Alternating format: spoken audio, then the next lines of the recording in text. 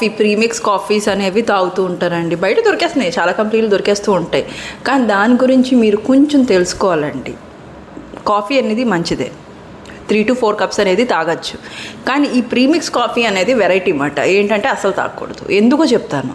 So premix కాఫీలోని creamers, artificial sugars, flavours, acidity controllers ఇవన్నీ మంచిగా బాడీకి. ఎందుకు అంటే హై షుగర్ కంటెంట్. నార్మల్గా బ్లాక్ కాఫీ తీసుకుంటే దాంట్లో 0 calories, no sugar at all. కానీ దీంట్లోని 10 to 15 grams ఆఫ్ షుగర్ ఉంటుంది.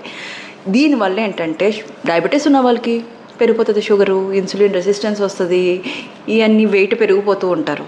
దాంతోపాటు క్యాలరీస్ బ్లాక్ కాఫీలో 0, ఇది 100 క్యాలరీస్ కూడా దాటేస్తుంది.